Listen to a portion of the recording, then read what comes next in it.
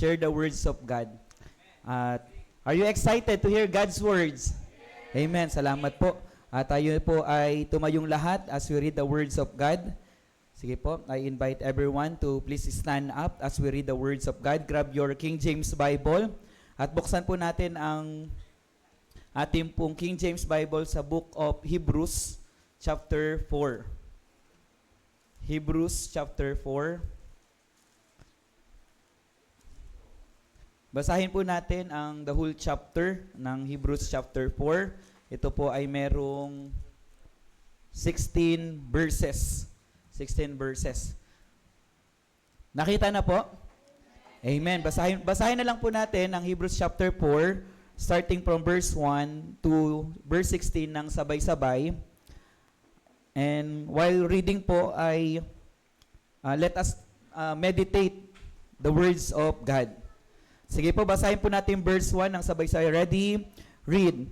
Let us therefore fear, lest a promise being left us of entering into his rest, and any of you should seem to come short of it. For unto us was the gospel preached as well as unto them, but the word preached did not profit them, not being mixed with faith in them that heard it. For we which have believed do enter into rest, as he said, as I have sworn in my wrath, if they shall enter into my rest, though the works were finished from the foundation of the world. For he spake in a certain place of the seventh day on this wise, and God did rest the seventh day from all his works. And in this place again, if they shall enter into my rest, seeing therefore it remaineth that some must enter therein, and they to whom it was first preached entered not in because of unbelief.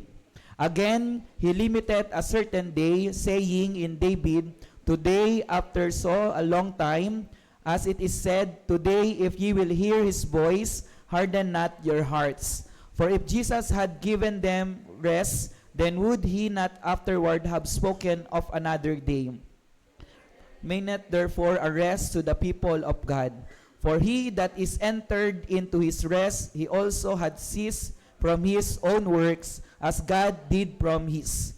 Let us labor therefore to enter into that rest, lest any man fall after the same example of unbelief.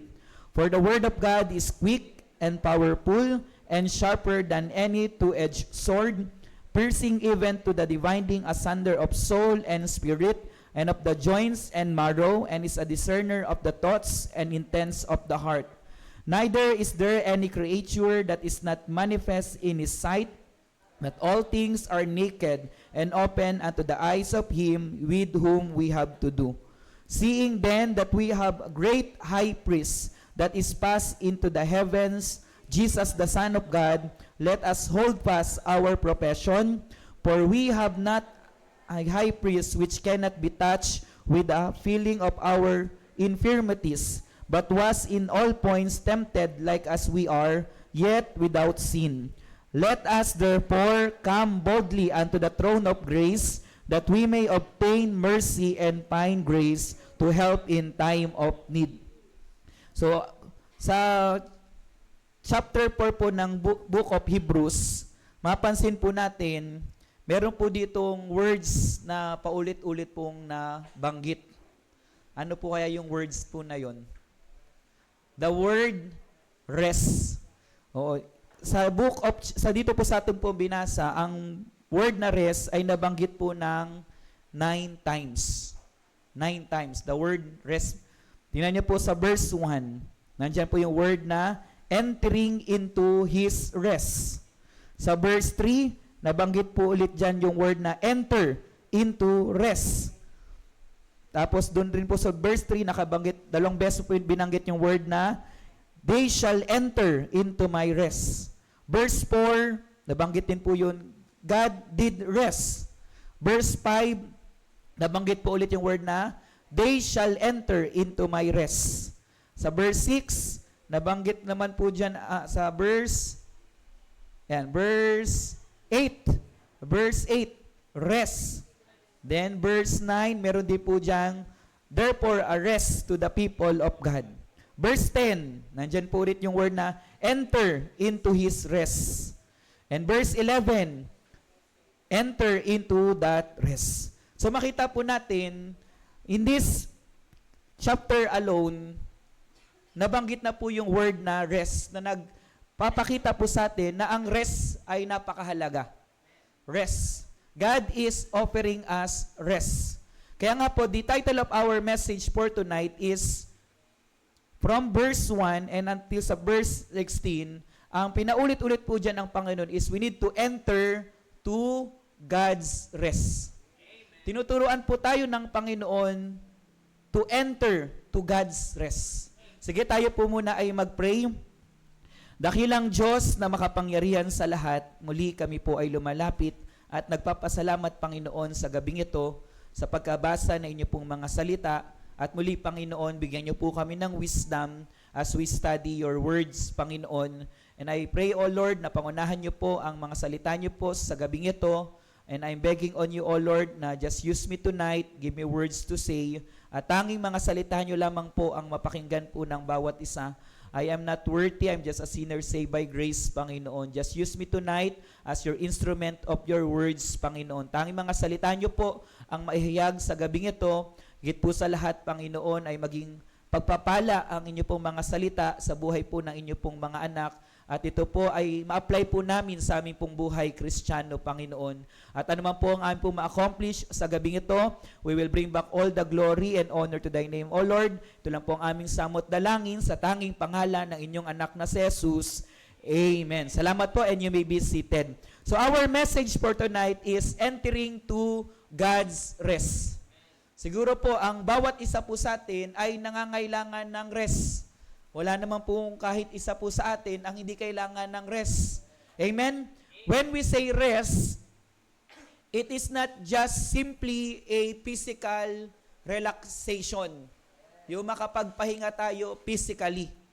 Di ba po? Ang tinutukoy po dito na rest na nais ipagkaloob sa atin ng Panginoon is not just physical, but most importantly is our spiritual rest. Amen? Magkaroon tayo ng spiritual rest, magkaroon tayo ng peace. Ano pa po? Ano pa yung sabihin ng rest? Free from any disturbance or anxiety. Oo. Free from any discomfort. At lahat po tayo ay nangangailangan ng rest. Amen? Ma-physical man at spiritual, we really need rest. Yung mga bata, kailangan nila ng rest. Ganon din yung mga estudyante, kailangan din ng rest.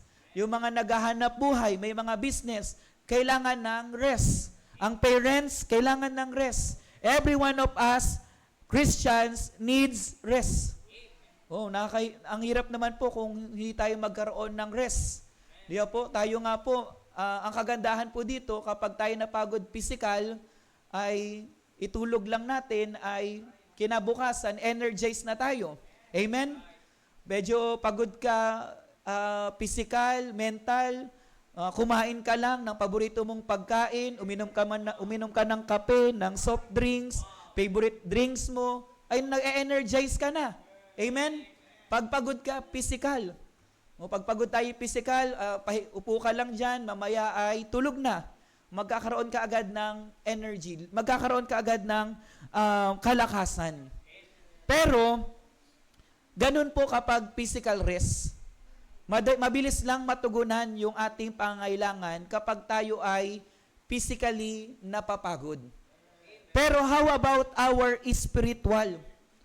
Paano naman natin binibigyan ng kapahingahan ang ating pong spiritual life?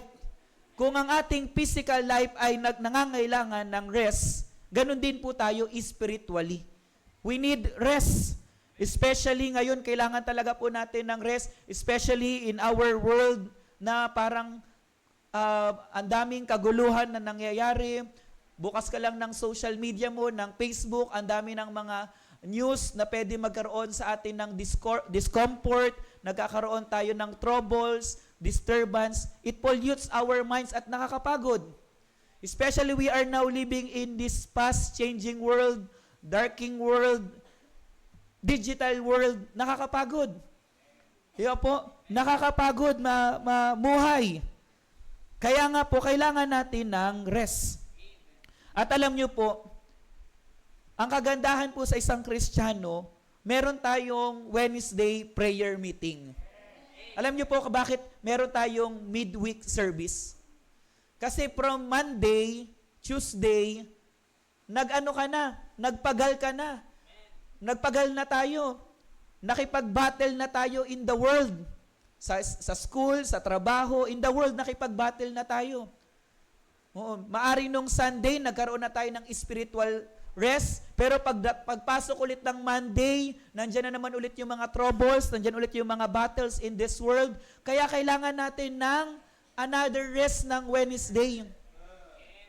O, kaya nga, we must not miss Wednesday prayer meeting. Bakit? It gives us spiritual rest. O, binibigyan tayo ng Panginoon ng rest spiritually, pero ang nakakalungkot, sometimes ay hindi natin binibigyan ng kapahingahan ng ating spiritual. Pagod na tayo spiritual, pero hindi tayo lumalapit asking from God for spiritual rest. O, alam nyo po, rest is a promise from God. Nais ng Panginoon na tayo ay bigyan ng rest. Rest is an invitation from God. Iniimbitahan ng Panginoon na ang bawat Kristiyano ay magkaroon ng kapahingahan sa pamamagitan ng Diyos. Di ba? Sabi po yan ng Matthew chapter 11 verse 28, "Come unto me, ye labor and heavy laden, and I will give you rest." It's an invitation. God is inviting us to have rest. O, kaya minsan tayo ay pagod na. Bakit? We do not come to God to find rest. Oo, maaring tayo ay hinang-hina na spiritual, troubled in every side. Marami na tayong iniisip, pero hindi pa rin tayo lumalapit sa Panginoon. Ang gusto ng Panginoon, when we are troubled, when we are labored, when we are heavy laden, ano ang sabi ng Panginoon? Come unto me. Lapit tayo. At kapag tayo lumapit sa Kanya, sabi ng Panginoon, and I will give you rest. Paano nga po ba ang isang Kristiyano ay magkakaroon ng rest? Kasi tingnan po natin sa ating pong binasa, sa verse 1, sabi po dyan, "Let us therefore fear, lest a promise being left us of entering into His rest." Ano ang sabi po ng salita ng Diyos? God promise rest for us. Pinangakuan tayo ng rest ng Panginoon. Kapanghingahan. Pero, ang nakakalungkot po dito, sabi po dyan, any of you should seem to come short of it. Merong mga Kristiyano na hindi makukuha ang pangako ng Diyos na rest. Meron daw po, no? Kaya nga sabi po dyan, any of you should seem to come short of it. Sabi ng Panginoon, this is my promise to you. He left us a promise of rest.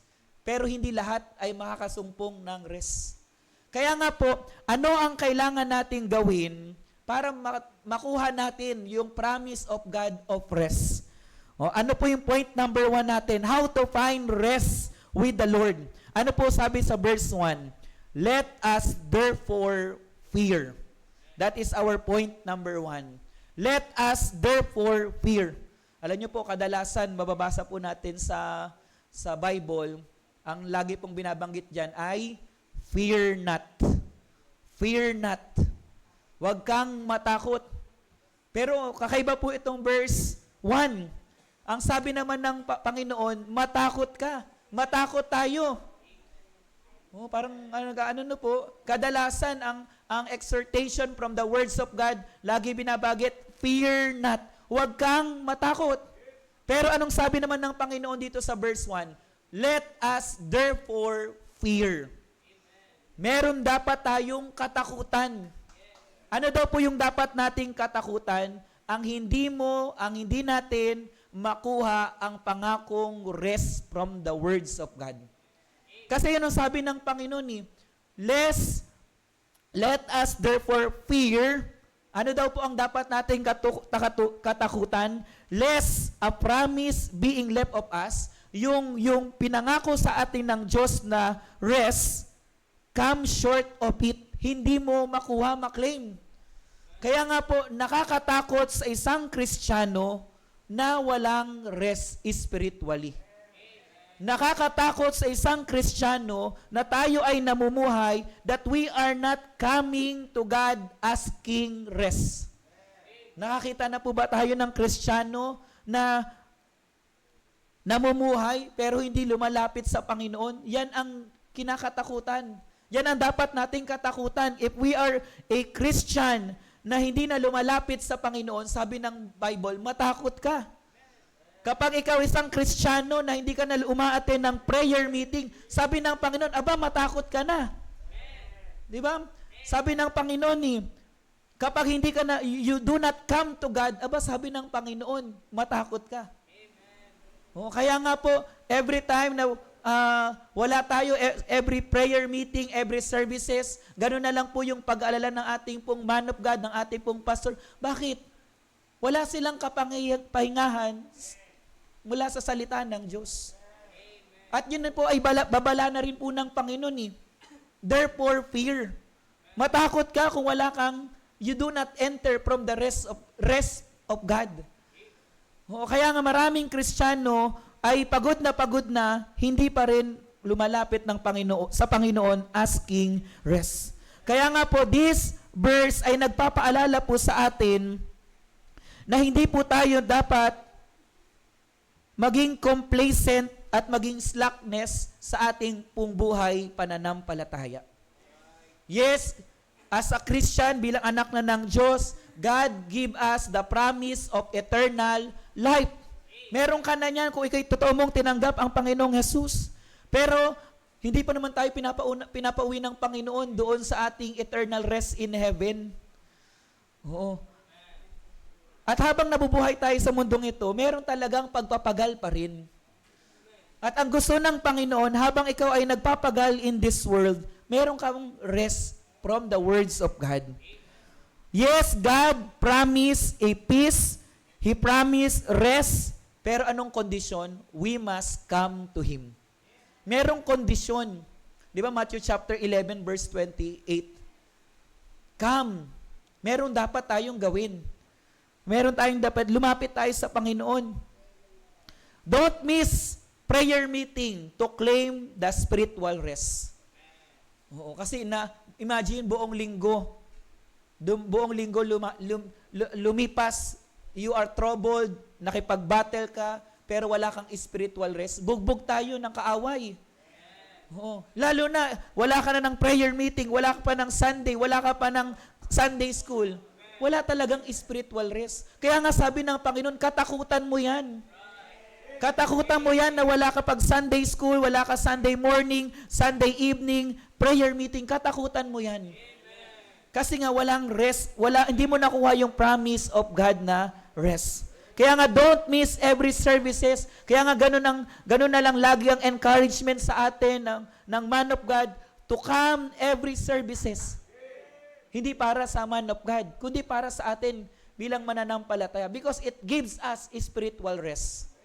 O, siguro naman po, every time that you come to this church, nararamdaman natin yung comfort from the words of God. Nararamdaman natin yung rest na pinagkakaloob sa atin ng Panginoon. Maaring buong linggo, Monday to Saturday, busy ka sa trabaho, busy ka sa pag-aaral, maraming problema, ikaw ay pagod na pagod. Pero once you come to church, nagkakaroon tayo ng rest. O kaya nga po yung pagpunta sa church, hindi dapat yan nakakapagod. Ayan ay panahon natin ng pahinga. Kaya nga ang tawag sa Old Testament yan, Sabbath day. Rest day. Rest day. Oo, you come to church to rest. Oh, rest na kasama ang Panginoon.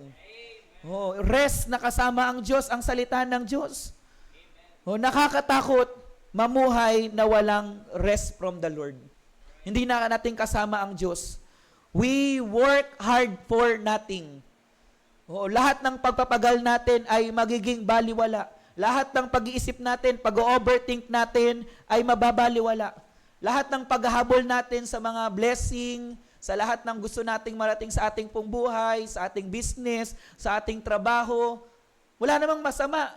Kung tayo magpagal sa ating pag-aaral, magpagal ka sa iyong trabaho, sa iyong business, wala pong masama, kalooban ng Panginoon yan. Pero sabi ng Panginoon, habang ikaw ay nagpapagal sa iyong buhay, isama mo ang Diyos sa iyong rest. Oo. Gusto ng Panginoon na tayo ay magsumikap, magtrabaho, gawin yung ating best. Pero sabi ng Panginoon, ako ang iyong pahinga. Siya yung iyong pahinga. Siya yung ating pahinga. Na dapat siya pa rin yung ating priority. Oo, sa lahat ng ating pong isipin. Kaya nga binanggit po yan sa Matthew chapter 6. Di ba po? Kung di na po natin bubuksan. Pero sabi ng Panginoon dyan, yung huwag kang mag-alala. Huwag kang mag-worry sa lahat ng bagay. Oh, basta unahin natin ang Panginoon. Matthew chapter 6 verse 33. Maraming Kristiyano ay pagod na kakaisip ng maraming bagay at nakalimutan niyang unahin ang Panginoon. O kaya kahit anong isip natin to give solution sa lahat ng iniisip natin, anumang pagbabagal natin yan, hanggat hindi natin inuuna ang Diyos, lahat po ay nothing. Pinapagod lang natin ang ating sarili sa wala. At the end of the day, pagod ka pa rin. Oh, masarap mamuhay na merong kapahingahan sa salita ng Diyos. Nakakapagod ang karera dito sa mundo. Ngunit, mas sigit na nakakapagod kung hindi natin kasama ang Diyos. Amen? Kaya nga, make God our rest. Oh. Bilang young people, mahalaga na tayo ay magpagal sa iyong pag-aaral, sa iyong pangarap, pero ilagi nating partner ang Panginoon. Isama natin ang Diyos. Tingnan po natin yung verse, tuloy po natin yung verse 2. Ano po ang kailangan para tayo ay magkaroon ng rest? Sabi sa verse 2 and verse 3, for unto us was the gospel preached, as well as unto them, but the word preached did not profit them, not being which with faith in them that heard it. And verse 3, for we which have believed do enter into rest. Di ba po? Yung mga naniniwala ay magkakaroon ng kapahingahan. Pero ano mangyari? As he said, as I have sworn in my wrath, if they shall enter into my rest, although the works were finished from the foundation of the world. So makita po natin, ano ang kailangan para tayo magkaroon ng spiritual rest? Believe.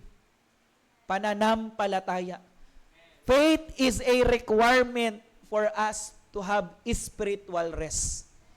Sabi ng Panginoon yung magkakaroon ng rest ay yung mga nananampalataya sa salita ng Diyos. O, kaya nga po, mahirap naman kung pumunta ka ng church every Sunday, umaating ka, nakapakinig ka ng words of God, ine-expect mo na magkakaroon ka ng kapahingahan, pero umuwi ka ng Sunday evening, parang pagod na pagod ka pa rin.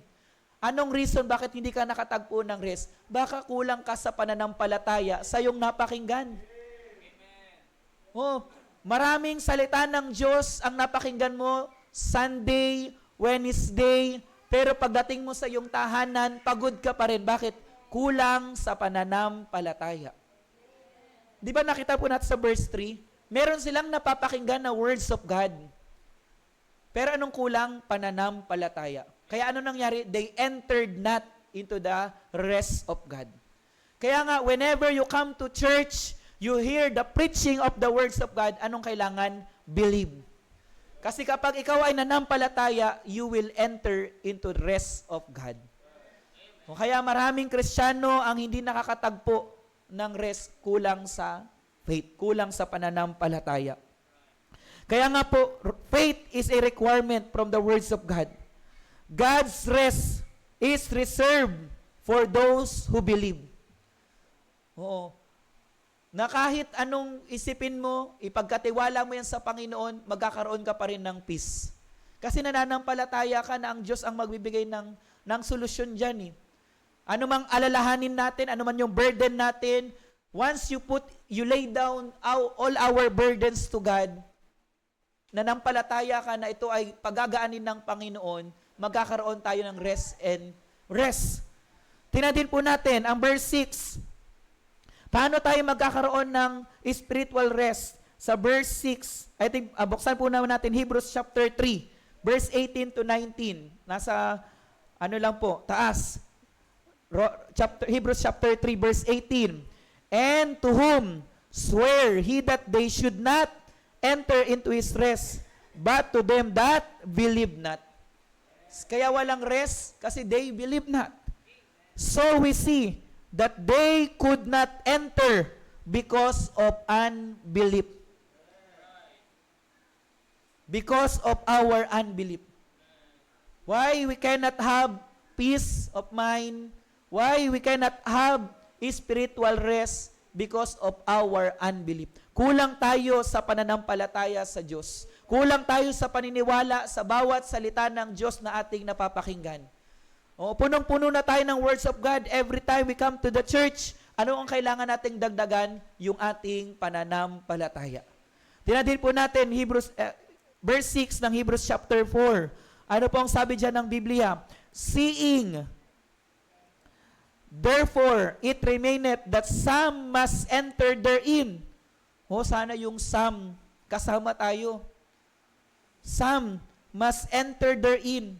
And they to whom it was first preached entered not because of unbelief. Because of unbelief.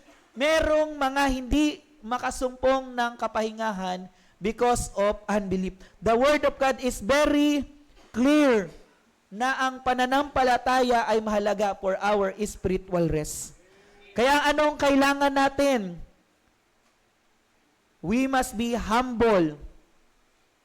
Every time na nandito tayo sa pananambahan, i-ready natin yung ating pong puso to hear God's Word. I-ready natin yung ating pong puso sa pakinig ng salita ng Diyos. Kausapin tayo ng Diyos at dagdagan natin ang ating pananampalataya whenever we hear the words of God. The reason why we can't find the rest of God because we do not ask from God. We do not believe God. Kulang tayo sa pananampalataya. Kaya nga, mahalaga po, every words of God ay dapat nating panampalatayanan. Katulad po ng isang maglalakbay. Isang traveler. Siya ay lakbay ng lakbay. He walked miles after miles and after miles. He is very exhausted. Anong kailangan niya? Rest. At nakakita siya na isang shelter na pwede niyang pahingahan. Resting place. Ano ang kailangan niyang gawin para makapag-rest siya? Nakakita siya ng shelter. Where he can have rest and lay his burden. Anong kailangan lang? Lumapit siya doon sa shelter. Ganon din po tayo as a Christian. We are labored, we are travelers of this world. At merong resting place na pinagkakatiwala sa atin ang Panginoon, no other than the words of God, no other than Christ. Ano ang kailangan natin? Lumapit sa Kanya. And lay down all of our burdens. At ang paglapit sa Panginoon ay nangangailangan ng matinding pananampalataya. Manampalataya tayo na He is our resting place. He is our refuge. He is our comfort. Na ang Diyos ay ang tao na pwede nating paglagakan ng ating po mga burdens. As He promised from Matthew chapter 11, verse 28. Tingnan din po natin, that is our point number 1. For us to find rest from God, ano po ang una nating kailangan? Let us therefore fear. Isabihin, huwag tayong maging pabaya sa ating buhay pananampalataya. Do not be complacent.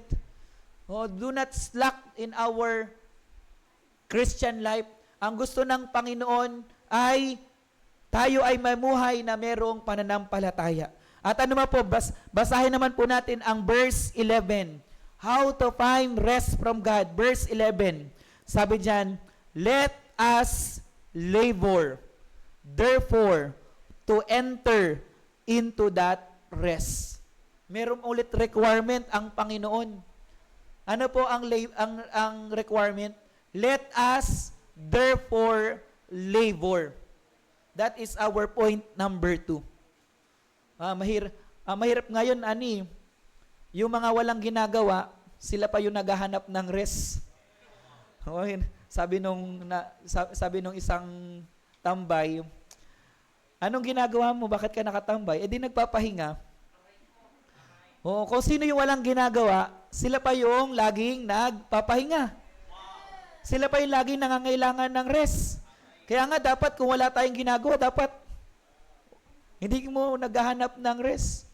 Sabi naman nung tambay, bakit kayo nagagalit sa akin? Wala naman akong ginagawa. Joke po yun, tawa po. Oo nga naman, ba't kayo nagagalit? Wala mo silang ginagawa, kaya nga sila tambay. Yun nga yung nila, profession, yung trabaho nila. Alam niyo po, ang dapat naghahanap ng rest ay yung mga nagle-labor. Kung hindi ka naman nagle-labor, huwag kang mag-expect ng rest. Kaya hindi ka binibigyan ng Panginoon spiritual rest kasi wala ka namang nile-labor.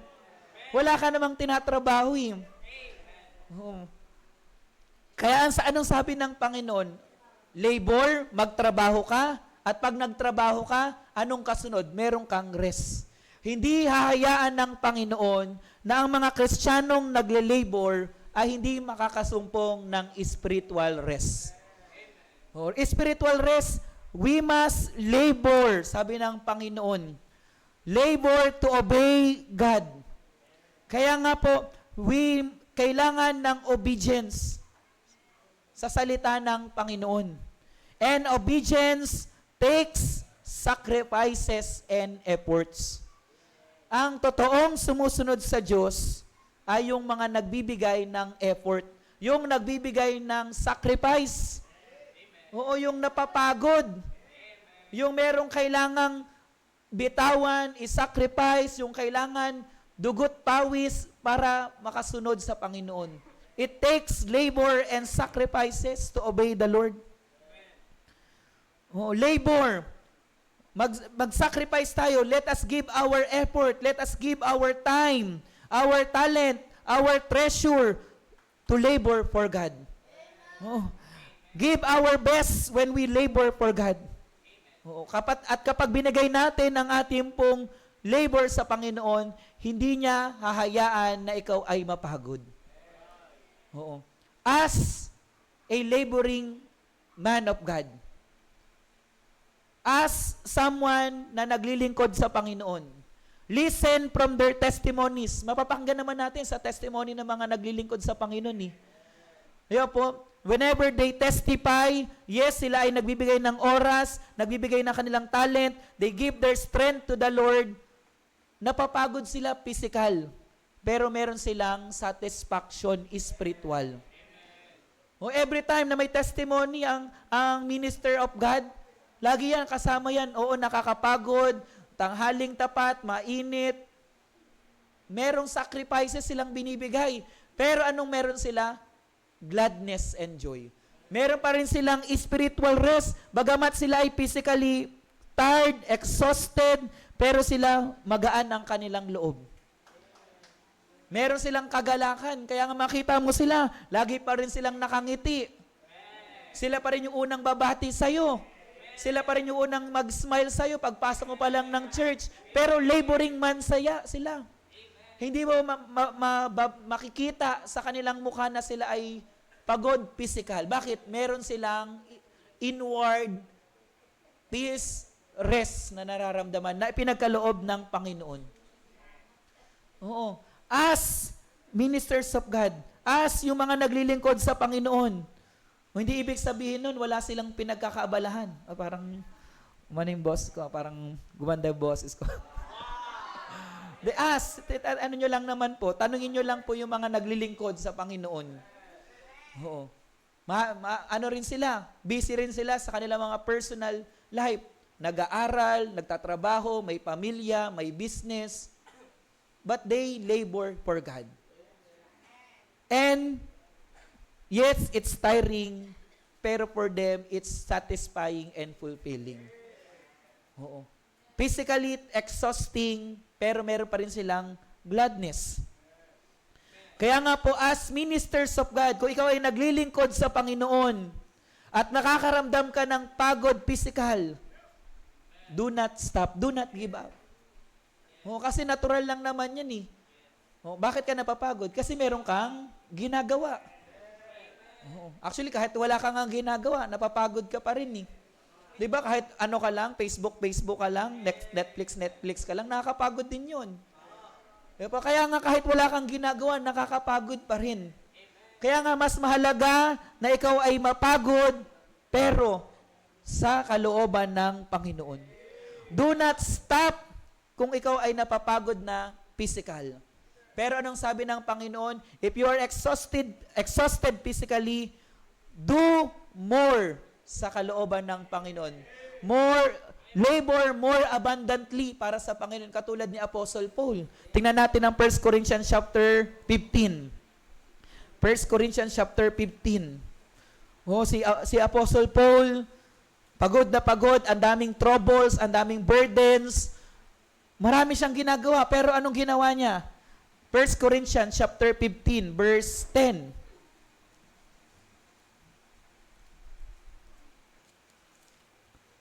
Bakit? Bagamat si Apostle Paul ay exhausted, physical, he is troubled in every side, marami siyang trials sa pinagdaanan, pero bakit hindi siya sumuko? Tingnan natin. 1 Corinthians chapter 15, verse 10.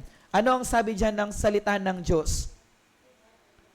But by the grace of God, I am what I am. And His grace which was bestowed upon me was not in vain. But I labored more abundantly than they all.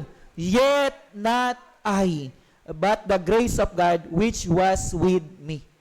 Ano ang reason bakit bagamat si Apostle Paul ay marami ng kapaguran, marami ng trials and troubles, pero nagpatuloy pa rin siya? Kasi nandoon ang biyaya ng Diyos. Sabi ni Apostle Paul, yet not I. Lahat ng labor ko, lahat ng ginawa ko, lahat ng accomplishment ko, ay hindi talaga accomplishment ko. Hindi talaga sa Kanya. Ito ay biyaya lamang ng Panginoon. Kaya nga anuman ang nagagawa natin para sa Panginoon, para sa ministry ng Panginoon, it is not because you, it is not because of us, it because of the grace of God. You are a soul winners. It is not because of you. It is because of the grace of God. You are a choir members, you are an ushers, you are a drivers. Meron kang ginagawa para sa Panginoon. It is not because of you, it because of the grace of God. Biyaya po yan ng Panginoon. Kaya nga every Christian, nandoon ang sapat ng biyaya ng Diyos sa lahat ng Kristiyano. Meron tayong grace ng Panginoon. Pero ang nakakalungkot, minsan yung grace ng Panginoon, hindi natin nagagamit to labor for God. Kaya nga sabi ni Paul, yung grace na pinagkatiwala ng Panginoon sa kanya is not in vain. Merong kabuluhan. Isabihin, lahat ng labor mo sa Panginoon, yan lahat ay may kabuluhan sa harapan ng Panginoon. Lahat ng sacrifice mo para sa Panginoon, lahat ng pagpapagal mo sa Panginoon, lahat yan ay merong kabuluhan sa Panginoon. Kaya nga po, we must labor for God. Every Christian must have ministry sa Panginoon. Meron dapat tayong ginagawa para sa Panginoon. Hindi naman po talagang madali mag-ministry. Maraming pagdadaanan. Kailangan -1 ka muna, sunod -2, sunod ay -3 na. Joke po yun. Paano pa makapasok? Sabi nila parang mahirap mag-ministry. Meron lang pong 2 steps, di ba? -1, -2. Meron lang 2 step para makapasok ka sa ministry. Ano po ba yung -1? Ano yung first step? Dapat ligtas ka. Yun, ligtas na po ba kayo? Ligtas na po. Amen. O di nalagpasan nyo yung -1. Ano na yung -2? Dapat ikaw ay baptized na. Amen. Baptized na po ba ang bawat isa? Okay. Ano nang next? Ministry na. Dapat ang ligtas at nabautismohan na ay meron ng ministry sa harapan ng Panginoon. Meron kang ginagawa para sa Panginoon. Oo, hindi naman talaga mahirap. Ano lang kailangan? Dapat ligtas ka na, dapat nabautismohan ka na, at pwede ka nang gamitin sa kalooban ng Panginoon. And God will give sweet rest sa mga nagle-labor. Pangako yan ng Panginoon. Pero ano po ang danger kapag ang isang Kristiyano ay hindi nagle-labor? Ano po, aside sa hindi natin matatagpuan ang spiritual rest. Tingnan po natin yung verse 11 sa Hebrews chapter 4. Ano po yung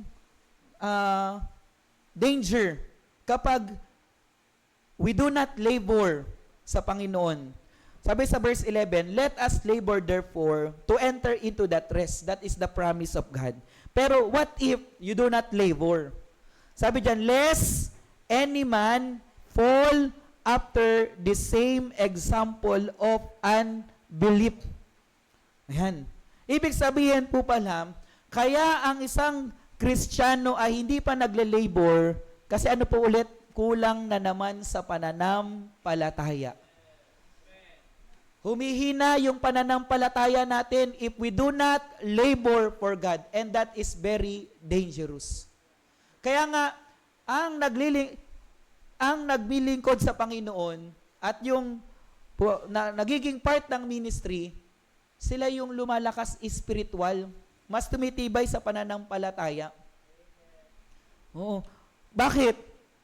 Sabi ng Panginoon, sabi sa ating binasa, yung hindi nagle-labor is the product of unbelief. But if you labor for God, it is product of your faith to God. Bakit ka naglilingkod sa Panginoon? Kasi may pananampalataya ka sa Diyos. Oo. Kaya nga, anong reason bakit ayaw mo magpagamit sa Panginoon? You lack faith to God. Kulang pa yung ating pananampalataya sa Diyos. O kaya, we must labor to God to strengthen our faith. We must labor para maging joyful Christian tayo. We must labor para magkaroon tayo ng peace sa harapan ng Panginoon. Kaya nga po, if we want to grow spiritually, maglingkod ka sa Panginoon. Yung iba gusto nila, gusto nila spiritually matured, bago magtrabaho sa Panginoon, bago mag-labor sa Panginoon. Maganda naman po talaga yan. Pero ang tanong dyan, hanggang kailan yung maturity ba talaga natin? Oo. Ano pa yung iniintay mo na maturity? Oo. Ano yung gauge mo para masabi mo na ikaw ay spiritually matured na Kristiyano bago ka maglingkod sa Panginoon? Oo. Ano alang ministry and laboring for God will make you matured Christian.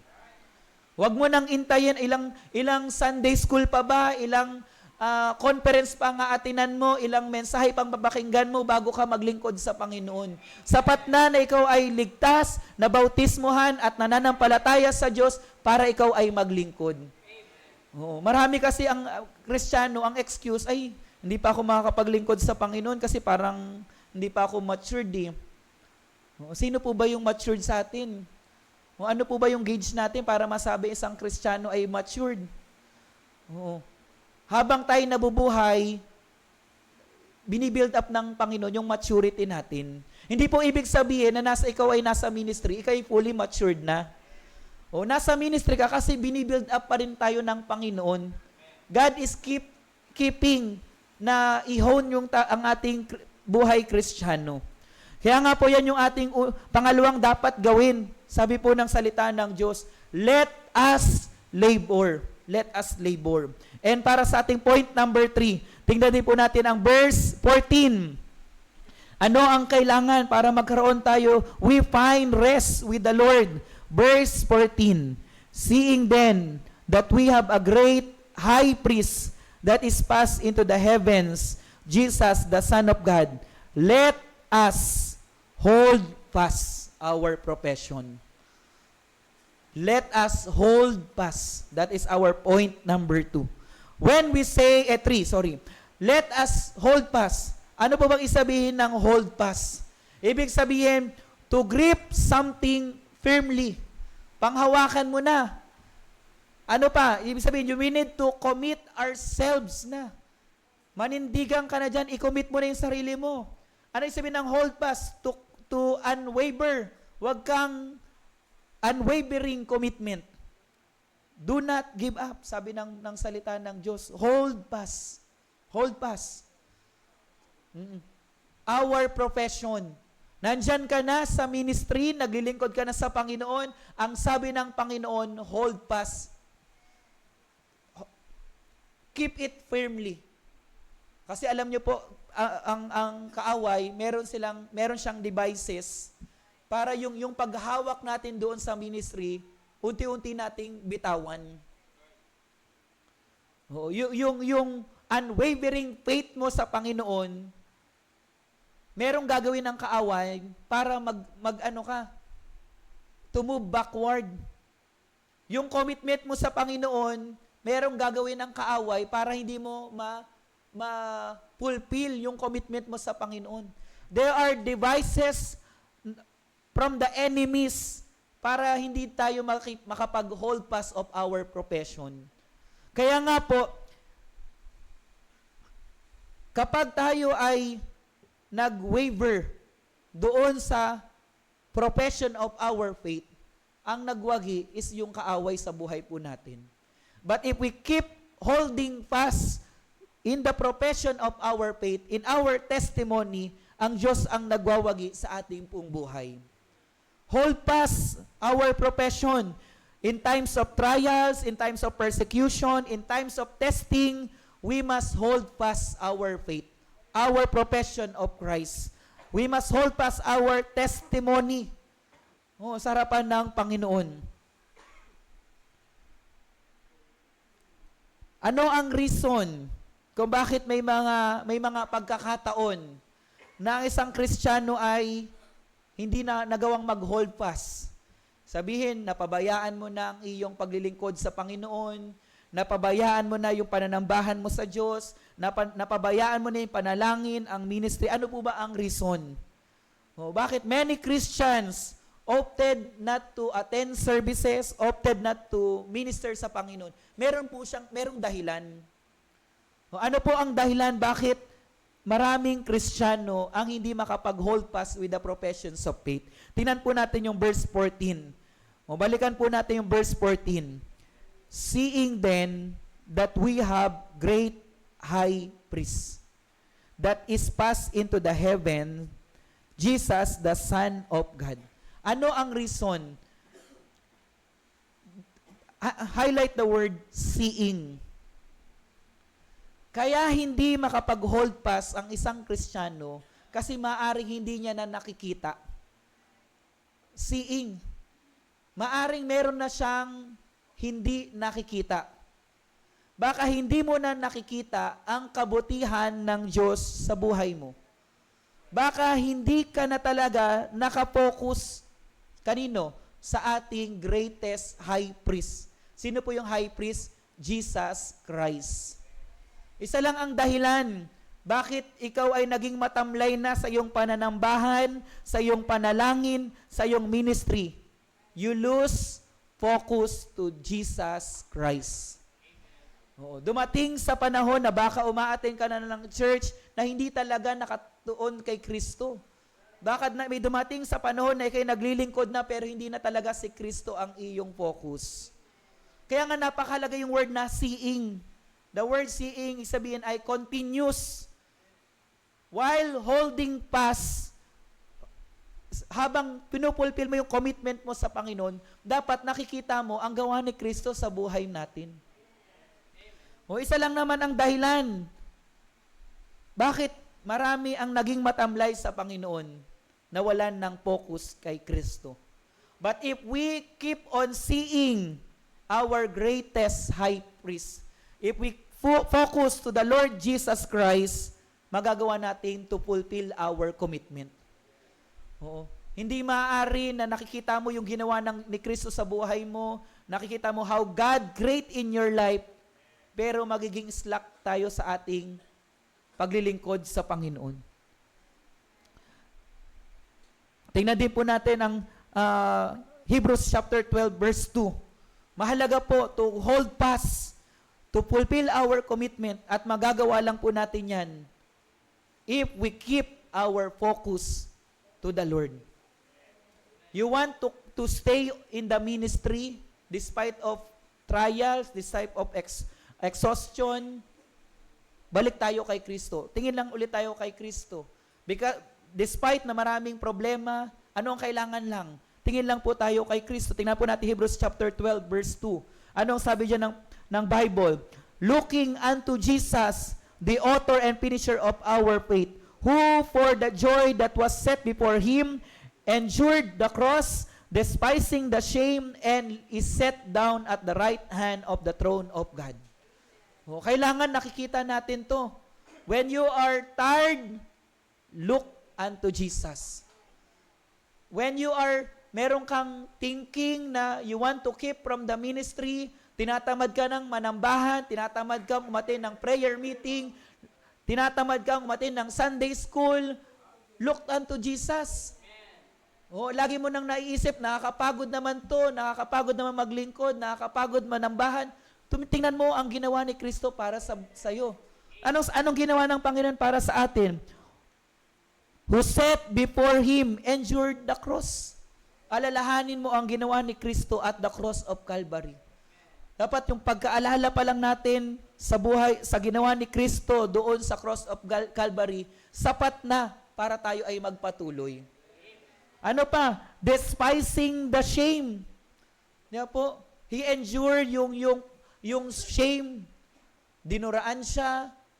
Siya ay nilatigo. Siya ay kinurahan ng koronang tinik. Lahat yan in-endured ng Panginoon para sa atin. Dapat sapat na po yung dahilan para ikaw ay magpatuloy, para tayo magpatuloy. Amen? Kasi nga, if we lose focus, nagiging blurred na yung paningin mo sa Panginoon, merong dahilan din yan. Bakit blurred yung paningin mo sa Panginoon? There are things that makes yung paningin natin sa Panginoon ay blurred. Marami nang bumubulag sa ating pong mga mata. Ano po? Sino yan? Sino yan? Kung babasahin natin yan sa 1 Corinthians chapter 10 verse 4. In whom the God of this world hath blinded the minds of them that believe not. Isa lang naman ang nagpapalabo sa ating pong focus sa Panginoon, the God of this world. The devices of this world. Oo, baka yung devices of this world, baka yung kabababad natin sa cellphone, baka yung mga makamundong bagay, yan yung nagpapalabo sa paningin natin sa Panginoon. Oo, kaya nga we must be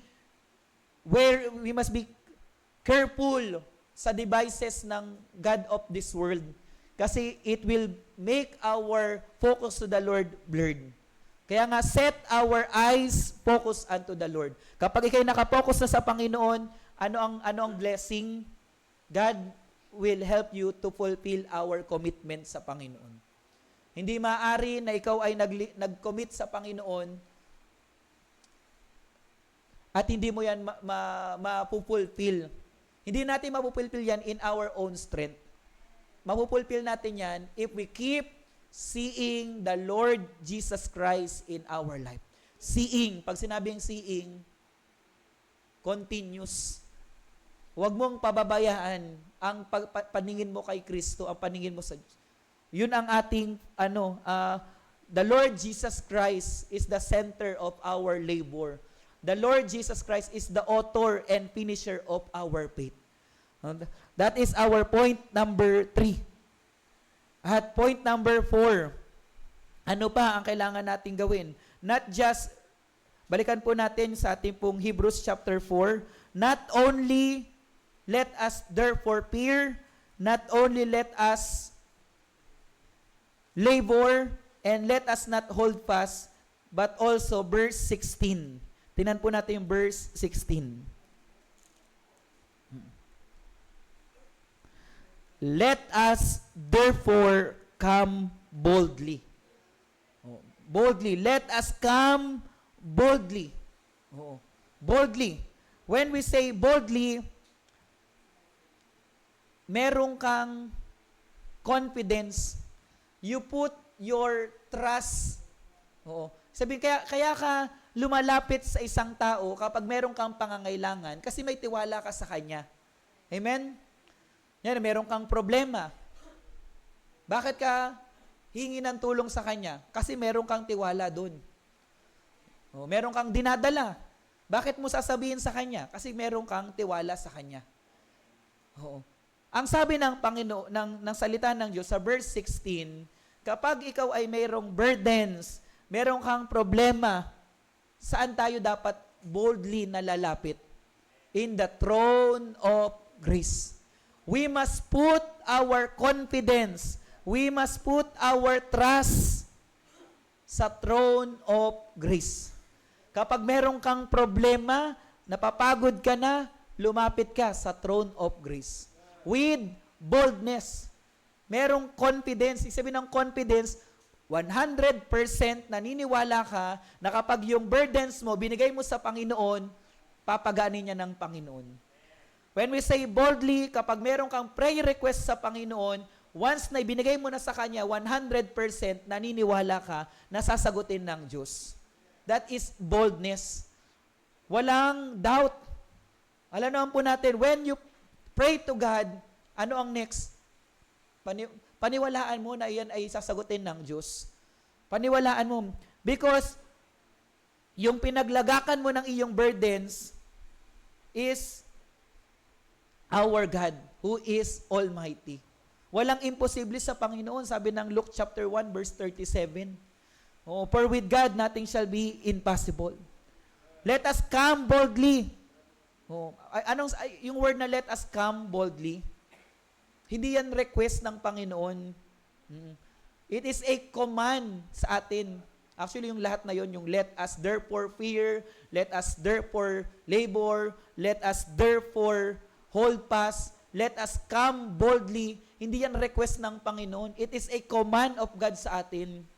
Commandment ng Diyos na dapat tayo whenever we come to God, asking prayer request sa Panginoon, be bold. Samahan mo ng confidence, samahan mo ng pananampalataya. Let us come boldly asking help from God through our prayers. Mahalaga yung paghingi ng tulong sa Panginoon through our prayers. Mahalaga din yung pagluhod sa Panginoon kasi it's a sign of asking help from God. It's a sign that you are putting your confidence sa Panginoon if we kneel down. If we ask prayers, if we pray to God. Tingnan po natin sa verse, kanino po tayo dapat we put our confidence. Tingnan po natin yung verse 15. For we have not an high priest. For we have not an high priest, which cannot be touched with the feeling of our infirmities, but was in all points tempted like as we were, yet without sin. Sa verse 15, pinapaalalahanan tayo ng Panginoon of our infirmities. Na dapat, let us not put our confidence sa ating pong sarili. Because we are not a high priest. Wala naman po na, ibig sabihin po nito, if we put our confidence sa sarili natin, walang mangyayari. Bakit? Meron tayong infirmities Meron tayong mga kahinaan, meron tayong weaknesses, and ano ang kailangan natin? Yes, we have weaknesses. Pero anong kailangan natin? Meron na tayong high priest. Sino po yun? The Lord Jesus Christ. Ano ang kailangan lang natin? na to come boldly sa Kanya. Hindi na naman na tayo during the Old Testament na meron pang high priest na magiging, yung magiging remediation pa. Sasabihin mo sa high priest yung mga prayer request mo, yung burdens mo, sasabihin mo pa sa high priest, at sila yung lalapit sa Panginoon. Oo. Pero ngayon, we have a direct relationship, direct access from the Lord na pwede tayo lumapit sa Kanya boldly. Ano mang burdens mo, you can say it to God. Ano mang prayer request mo, you can say it to the Lord directly. Kaya nga dapat maging confident tayo sa Panginoon. Meron na tayong relationship sa Panginoon. Tingnan din po natin ang Ephesians chapter 3, verse 12. Ephesians chapter 3, verse 12.